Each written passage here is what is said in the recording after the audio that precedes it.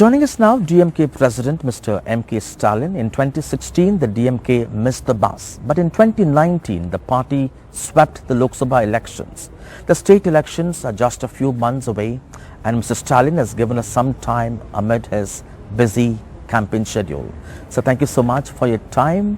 In fact, you've launched a very unique campaign asking people to give their complaints to you now, and you're promising them that within 100 days after forming the government, you would solve them. Are you quite confident that the DMK will win elections this time, or is this a sign of fear? ஏற்கனவே நாடாளுமன்ற தேர்தலுக்கு முன்னாடி ஊராட்சி சபை கூட்டத்தை தமிழ்நாடு முழுக்க 12,500க்கும் மேற்பட்ட ஊராட்சி சபை கூட்டத்தை நம்ம நடத்தியிருக்கிறோம். அதனுடைய எஃபெக்ட் வந்து பார்லிமெண்ட் எலெக்ஷனில் அந்த பலனை எதிர்பார்த்தோம், நாங்கள் வெற்றி கிடைச்சது.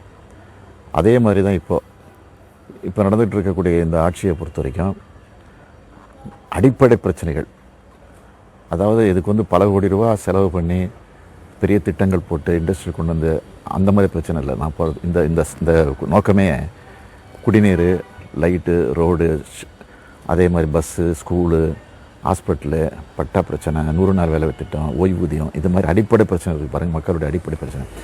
அந்த பிரச்சனையே 10 வருஷமாக வந்து கேள்வி கேட்பார்க்கிற நிலையில் இருக்குது. பார்த்திங்கன்னா அதிமுக ஆட்சியில் வந்து அந்த கிராம சபை கூட்டமே நடத்தலை. 4 முறை நடத்தி ஆகணும் வருஷத்துக்கு. அரசினுடைய மரபுப்படி 4 முறை நடத்தி ஆகணும். காந்தி ஜெயந்தி, சுதந்திர நாள், குடியரசு நாள், மே தினம் அவங்க நடத்தவே இல்லை.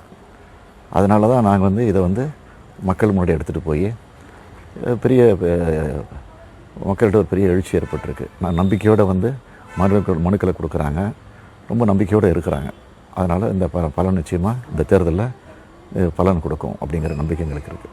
Is this election all about leader of opposition MK Stalin versus Chief Minister EPS?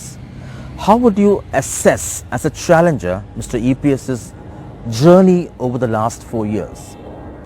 நான் வந்து அவருக்கு போட்டியாக நான் இருக்கேங்கிற சொல்லிக்கிறதுக்கு தயாராக இல்லை, அதில் விரும்பவும் இல்லை. ஆனால் அவர் எனக்கு போட்டியாக இருக்கிற தகுதியை வந்து உருவாக்கிக்கணுங்கிறதுக்காக கிட்டத்தட்ட 1000 கோடி ரூபா செலவு பண்ணி இன்றைக்கி வந்து பத்திரிகைகளை விளம்பரங்கள், மீடியாக்களை விளம்பரங்கள், அதுவும் அரசு பணத்தை செலவு பண்ணிக்கிட்டு இருக்கிறாரு.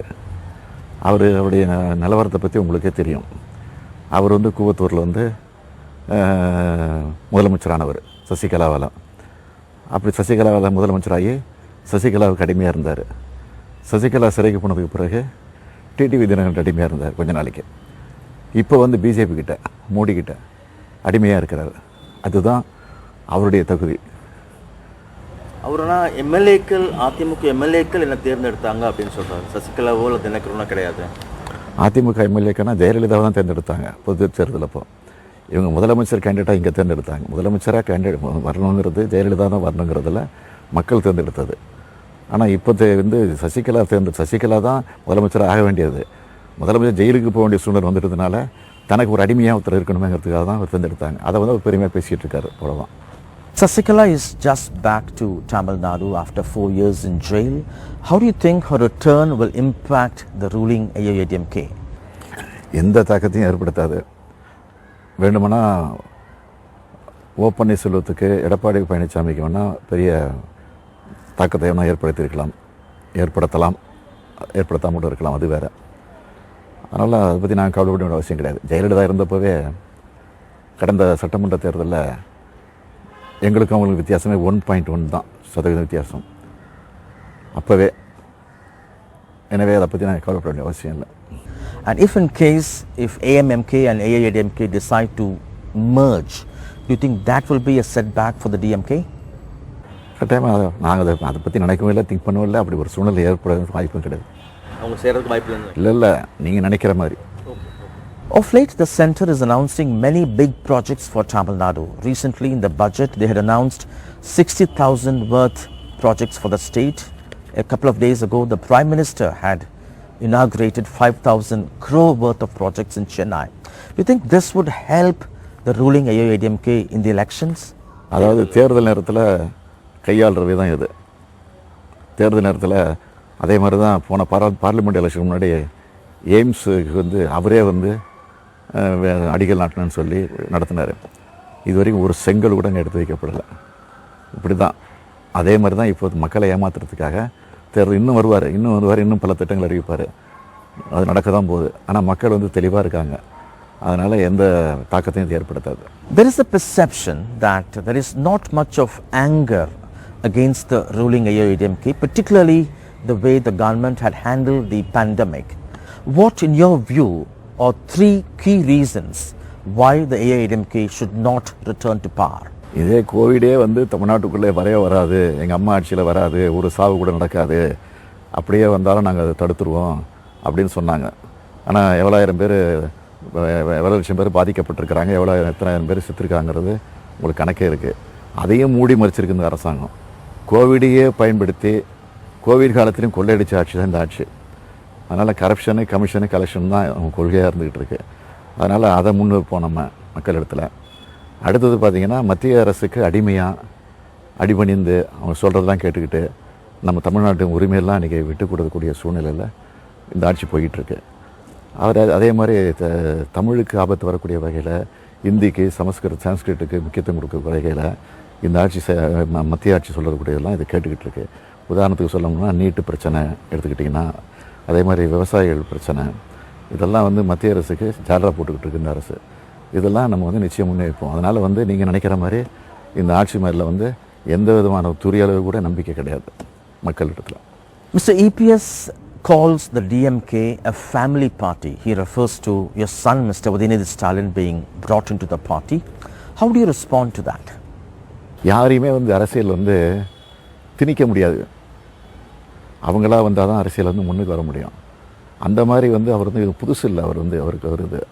அவர் வந்து நீண்ட ஆண்டு காலமாக என்னுடைய எலெக்ஷனில் நான் நிற்கும் போது சரி, அதே மாதிரி தலைவர் கலைஞர் வந்து தேர்தலில் துறைமுகத்தில் நிற்கும் போது சரி, ஆர்வரில் நிற்கும் போது சரி, அங்கெல்லாம் போய் அவர் எலெக்ஷன் வேலை பார்த்துருக்கிறாரு. அதே மாதிரி என்னுடைய தொகுதியில் வந்து அவர் எலெக்ஷன் வேலை பார்த்துருக்கிறாரு. அதுக்கப்புறம் படிப்படியாக வந்து இளைஞரணியில் இப்போ வந்து செயலாளராக பொறுப்பெடுத்திருக்கிறாரு. நம்ம வந்து தலைவராக வந்து உட்கார வச்சிடல. நான் உள்ள நுழையும் போது கூட அரசியலில் இருந்தப்போ கூட இதே தான் சொல்லிட்டு இருந்தாங்க. நாங்களாம் அரசியலில் நுழையில, அரசியலில் பிறந்திருக்கிறோம். நானாகட்டும், உதயனாகட்டும் அரசியலில் பிறந்து அப்படியே ஐக்கியமாகி வந்திருக்கிறோம். அதனால் யாரையும் திணிக்க முடியாது. திமுகவை பொறுத்த வரைக்கும் யாரையும் திணிக்க முடியாது. அதுதான் உண்மை. Are you in a sense preparing him to take over the leadership of the party? அதை எப்படி இப்போ சொல்ல முடியும்? அவருடைய திறமையை பொறுத்து இருக்குது, அவருடைய இதை பொறுத்து இருக்குது. Lot of first-time young voters in Tamil Nadu this time. Many have also lost jobs. Many are jobless. There is a perception that successive governments in the state have not focused enough on improving the quality of education in the state, creating more job opportunities. What specific plans you have to either create jobs or to improve the quality of education in the state? நிச்சயமாக கல்வித்தரத்தை உயர்த்துறதுக்கு, வேலைவாய்ப்பு பெருக்கிறதுக்கு, தொழிற்சாலைகளை பெருக்கிறதுக்கு அதுக்கான திட்டங்களை தான் வகுத்து வச்சுருக்கிறோம். அதெல்லாம் நிச்சயமாக எங்களுடைய தேர்தல் அறிக்கையில் அதையெல்லாம் முறையாக நாங்கள் வெளியிடுவோம். What kind of impact do you think actor turned politician Mr. Kamal Hassan would have in Tamil Nadu now? He also draws large crowds wherever he speaks. And did the DMK actually try to rope him in? நான் தான் ஏற்கனவே இதெல்லாம் பதில் சொல்லியிருக்கிறேன். அந்த மாதிரி ஒன்றும் ட்ரைலாம் பண்ணல. அவரும் அந்த முயற்சியும் பண்ணல. அதை பற்றி அது கொஸ்டினே வரல. அவர் பொறுத்த வரைக்கும் நல்ல நண்பர், நல்ல நடிகர். இப்போது வந்து ஒரு கட்சிக்கு ஒரு தலைவராக இருந்திருக்கிறாரு. அவ்வளோதான். Well, DMK is a party with a huge organizational setup, but still you have engaged Mr. Prashant Kishor. Can you tell us a few things which you have learned from him and which you are trying to implement in your party and how useful it has been to the party? இந்தியாவில் இல்லை, உலகத்திலே ஒரு கட்டமைப்பு உள்ள கட்சி எதுன்னு கேட்டிங்கன்னா திமுக தான். முறையாக தேர்தல் நடத்தி கிளைக்கழகமாகட்டும், நகரக்கழகமாகட்டும், பகுதி கழகமாகட்டும், மாவட்ட கழகமாகட்டும், தலைமை கழகமாகட்டும் எல்லாமே முறைப்படி தேர்தல் இது வரைக்கும் எந்த கட்சியும் அதை முழுமையாக நடத்தினதாக எனக்கு தெரிஞ்சு இல்லை. திமுக தான். இது எல்லாருமே சொல்லுவாங்க. இதே பிரசாந்த் கிஷோர் கூட எங்ககிட்ட வந்து சொன்னது வந்து, எனக்கு எந்த வேலையும் கிடையாது, உண்மையாக சொல்கிறேன், எந்த வேலையும் கிடையாது, அவ்வளோ கட்டமைப்பு வந்து எத்தனையோ மாநிலங்களில் போய் நான் ஒர்க் பண்ணியிருக்கிறேன், அவ்வளோ அருமையாக அவங்க கட்டமைப்பு இருக்குது அப்படின்னு சொன்னவர் தான். அவரை நாங்கள் எதுக்கு பயன்படுத்தினா, இப்போ இருக்கிற விஞ்ஞான வளர்ச்சியை பொறுத்த வரைக்கும் சில இது நம்மளும் தெரிஞ்சிக்க வேண்டியிருக்கு. அதை வந்து நம்ம கீழே இருக்கவங்களுக்கு கொஞ்சம் சொல்லிக் கொடுக்க வேண்டியது இருக்குது. அதனால் அதை பயன்படுத்திக்கிட்டு இப்போ வந்து ஐடி இது அதெல்லாம் வந்து முன்னேற்றம் வளர்ந்துக்கிட்டே போயிட்டுருக்கு, நாட்டினுடைய முன்னேற்றம் வளர்ந்துக்கிட்டே போயிட்டுருக்கு. நாங்கள் அதுக்காக தான் பயன்படுத்துகிறோமே தவிர ஏதோ கொள்கைக்காகவோ லட்சியத்துக்காகவோ அதை நாங்கள் பயன்படுத்துறதில்லை. There is a crisis brewing in Puducherry. A few MLAs from the Congress have already resigned. Many questions are being asked about whether the government can survive. How do you look at this? Congress கட்சிகிட்ட கேட்க வேண்டிய கேள்வி இது, அவங்கள்ட்ட கேளுங்க. Would the DMK want to contest more number of seats in Puducherry now? அது போட்டி அதிக அளவு போடணும்னு அங்கே இருக்கிற கட்சியில் இருக்கிற அமைப்புகள் இருக்கிற நிர்வாகிகள் சொல்லிகிட்டு இருக்கிறாங்க. நாங்கள் தலைமையோட அதை பற்றி டிஸ்கஸ் பண்ணிகிட்டு இருக்கிறோம். தலைமையோட டிஸ்கஸ் பண்ணி அதுக்கப்புறம் தான் முடிவெடுப்போம். So you were actually critical of the Prime Minister holding hands of both the Chief Minister EPS and his Deputy OPS at a government function in Chennai recently. What's wrong with that? அது மோடியினுடைய தொடர் பிரச்சாரம், அவர் கொள்கை ரீதியாக சொல்லிகிட்டு இருக்கிறது ஊழலற்ற ஆட்சியை அமைப்போம் அப்படின்னு தான் தொடர்ந்து சொல்லிகிட்டு இருக்கிறாரு. ஆனால் ஊழல் பண்ணிகிட்டு இருக்கக்கூடிய முதலமைச்சர் பழனிசாமி அவர் மேலே ஏற்கனவே சிபிஐயில் வழக்கே பதிவாகிருக்கு.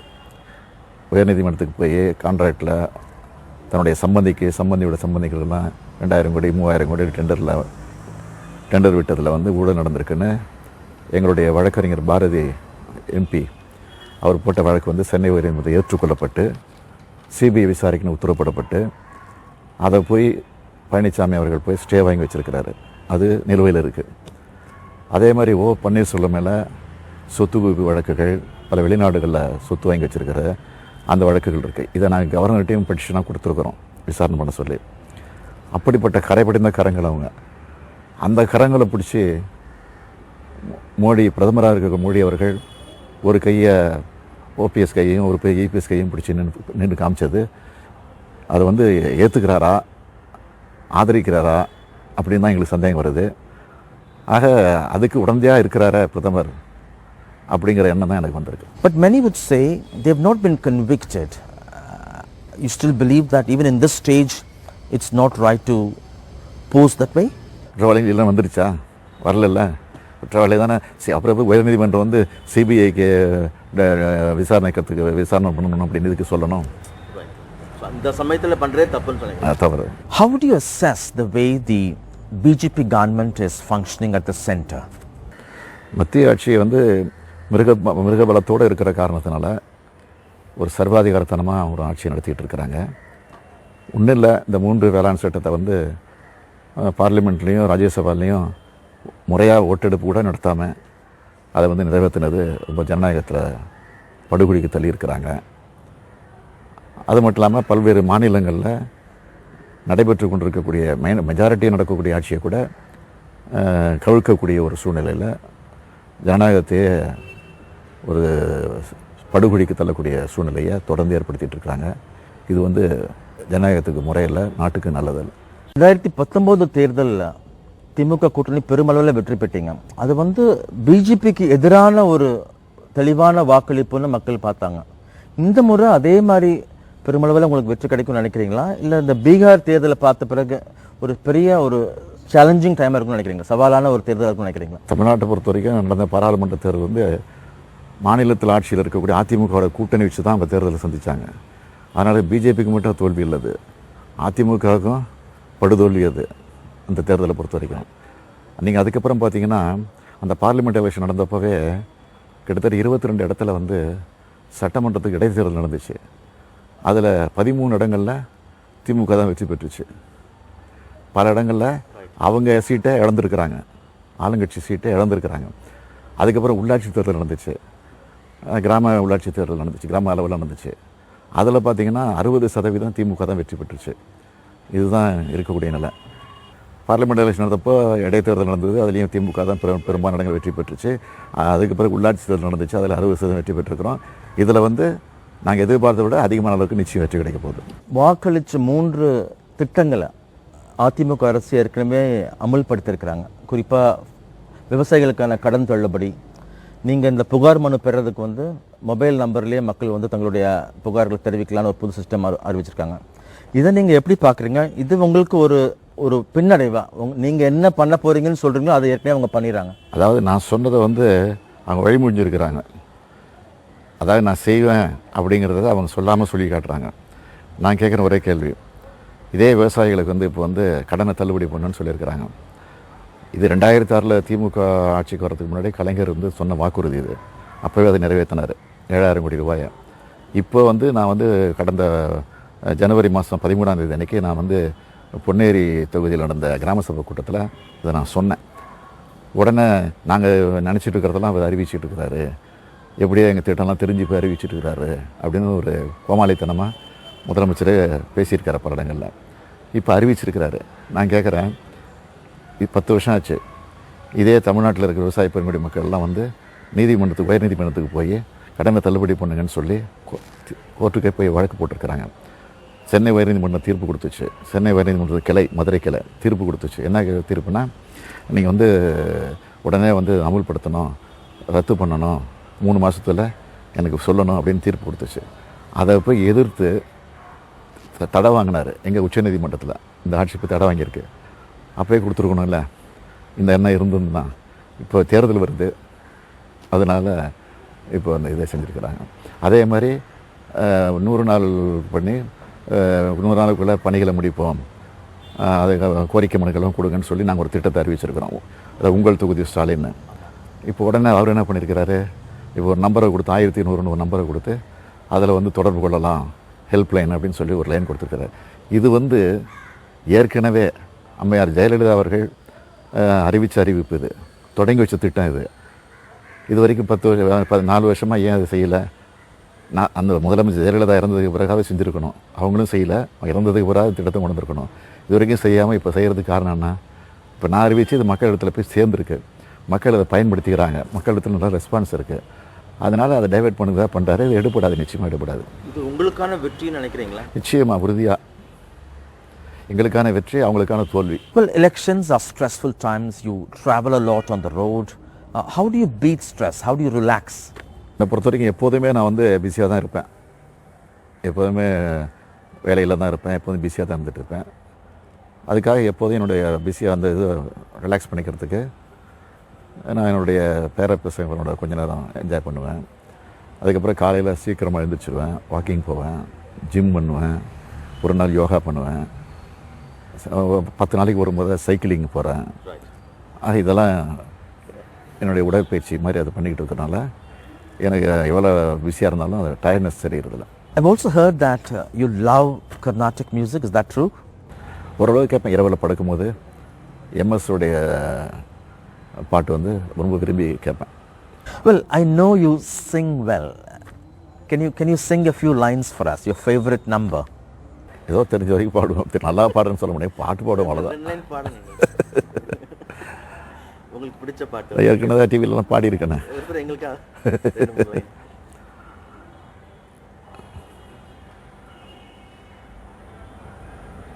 அச்சம் என்பது மடமையடா, அஞ்சாமை திராவிடர் உடமையடா, ஆறிலும் சாவு நூறிலும் சாவு. அதான் தெரியும். Am I speaking to the next Chief Minister of Tamil Nadu now? தேர்தல் முடிஞ்சதுக்கு பிறகு அதுக்கு பதில் கிடைக்கும் உங்களுக்கு. If you become the Chief Minister, what will be your first order? What will be your first signature for?